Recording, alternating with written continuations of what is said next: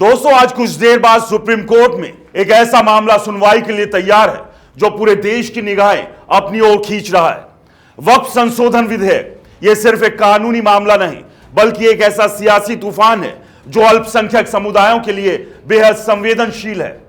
लेकिन सवाल यह है कि इस सुनवाई की कमान किसके हाथों में है? कौन है वो शख्स जिसके एक फैसले से ना सिर्फ सरकार बल्कि पूरे देश की सियासत हिल सकती है? जी हां, हम बात कर रहे हैं भारत के 51वें मुख्य न्यायाधीश न्यायमूर्ति संजीव खन्ना की। लेकिन रुकिए, आखिर ये संजीव खन्ना है कौन? क्या है उनकी कहानी? क्या उनके पीछे फैसले हमें यह भरोसा देते हैं कि वो संविधान और निष्पक्षता को सबसे ऊपर रखेंगे, या फिर उनके फैसलों में कोई और रंग छिपा है? दोस्तों, उनके कार्यकाल में आए कुछ फैसले जैसे इलेक्टोरल बॉन्ड स्कीम को खत्म करना या अनुच्छेद 370 को बरकरार रखना क्या साबित करते हैं?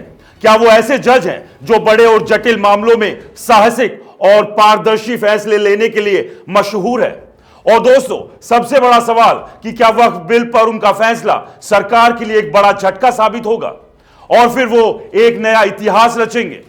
दोस्तों, अब बारी है माय लॉर्ड के फैसलों और उनकी विरासत को करीब से जानने की। दोस्तों, संजीव खन्ना का जन्म 14 मई 1960 को दिल्ली में हुआ। उनका परिवार ऐसा है जिसका कानून और कोर्ट से पुराना और गहरा नाता है। उनके पिता justice Devraj Khanna Delhi high court के जज थे और 1985 तक वहां अपनी सेवाएं दी। उनकी मां सरोज खन्ना लेडी श्री राम कॉलेज में हिंदी की प्रोफेसर थी।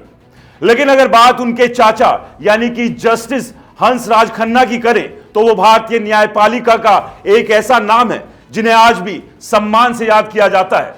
जस्टिस हंसराज खन्ना ने 1973 के केशवानंद भारतीय केस में संविधान की बुनियादी संरचना यानी कि बेसिक स्ट्रक्चर डॉक्ट्राइन को परिभाषित करने में अहम भूमिका निभाई।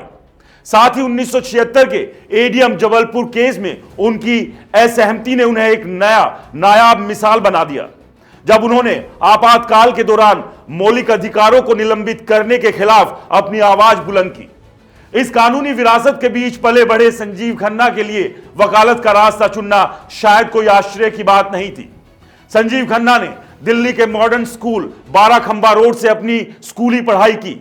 इसके बाद 1980 में दिल्ली यूनिवर्सिटी से ग्रेजुएशन किया और फिर उसी यूनिवर्सिटी के कैंपस लॉ सेंटर से कानून की डिग्री हासिल की।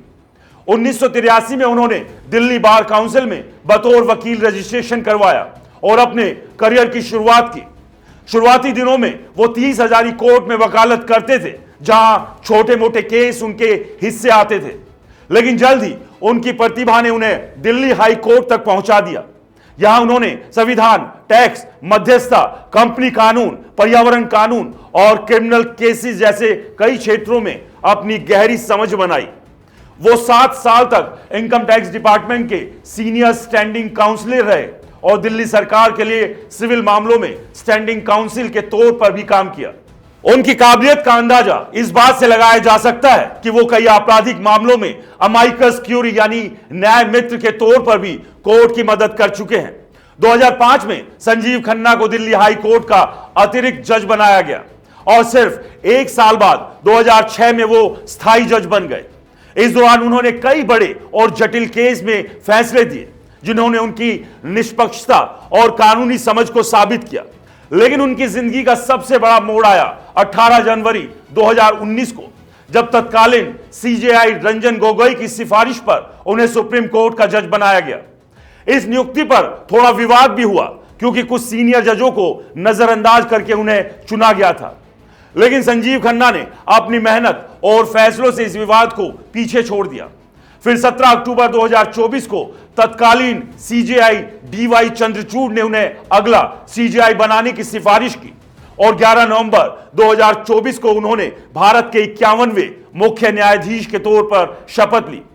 उनका कार्यकाल 13 मई 2025 तक चलेगा, यानी कुछ ही समय है।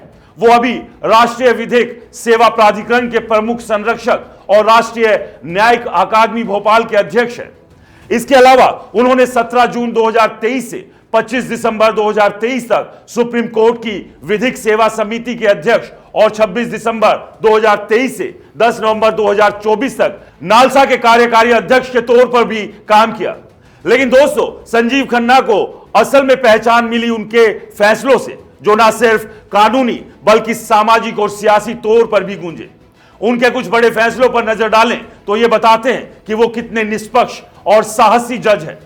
दोस्तों, 2024 में इलेक्टोरल बॉन्ड स्कीम को असंवैधानिक ठहराने का फैसला उनके करियर का एक मील का पत्थर है। इसके तहत लोग बिना अपना नाम बताए राजनीतिक पार्टियों को चंदा दे सकते थे। संजीव खन्ना ने 5 जजों की बेंच में हिस्सा लिया और अपने फैसले में कहा यह स्कीम मतदाताओं के सूचना के अधिकार का उल्लंघन करती है। दोस्तों, उन्होंने साफ कहा कि लोकतंत्र में पारदर्शिता जरूरी है और इस स्कीम से काले धन को बढ़ावा मिल सकता है। इस फैसले ने न सिर्फ राजनीतिक चंदे में पारदर्शिता लाने का रास्ता खोला, बल्कि भारतीय लोकतंत्र को और मजबूत किया। इसके अलावा 2019 में अनुच्छेद 370 को हटाने का मामला भी उनके सामने आया। इस बेहद चर्चित और सियासी तौर पर संवेदनशील केस में उन्होंने 5 जजों की बेंच में हिस्सा लिया। बेंच ने सरकार के फैसले को सही ठहराया, जिसके तहत जम्मू कश्मीर का विशेष दर्जा खत्म कर दिया गया।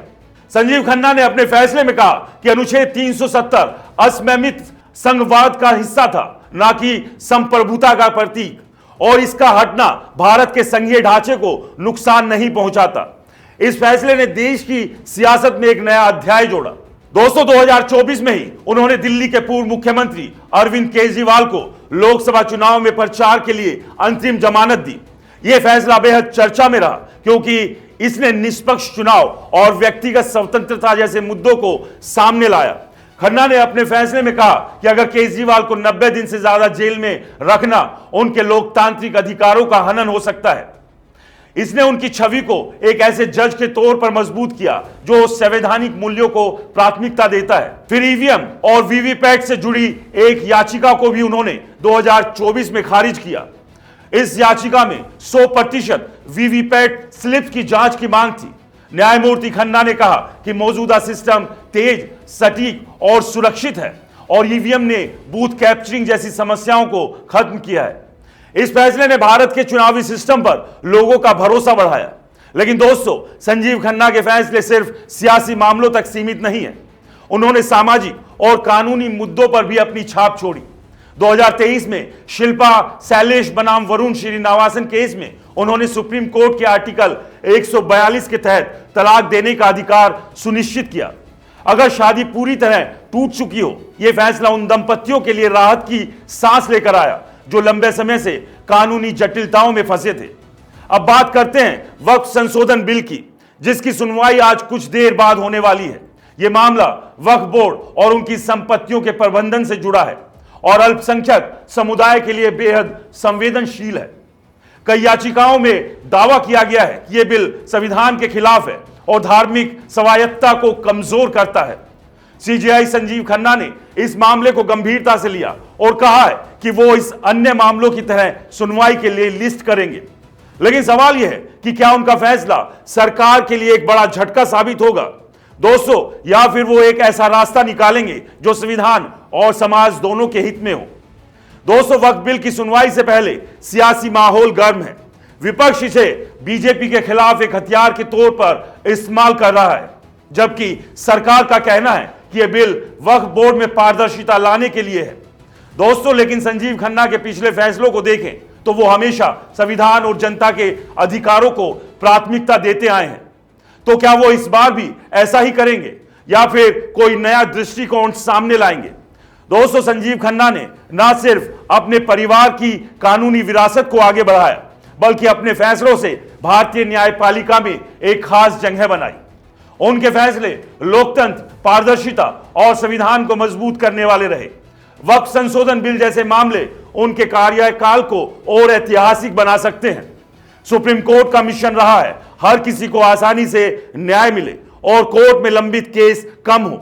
संजीव खन्ना का 6 महीने का कार्यकाल भारतीय कानून व्यवस्था के लिए एक नया अध्याय लिख सकता है।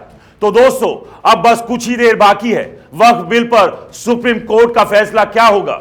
क्या सीजेआई संजीव खन्ना एक बार फिर इतिहास रचेंगे? हम भी इस अपडेट का इंतजार कर रहे हैं। जैसे ही कोई नया अपडेट आएगा, हम आपको सबसे पहले बताएंगे। तब तक इस वीडियो को लाइक करें, अपने दोस्तों के साथ शेयर करें और कमेंट में बताएं कि आपको संजीव खन्ना के बारे में क्या लगता है। क्या वो वक्फ बिल पर कोई बड़ा फैसला लेंगे? जरूर बताएं। नमस्कार।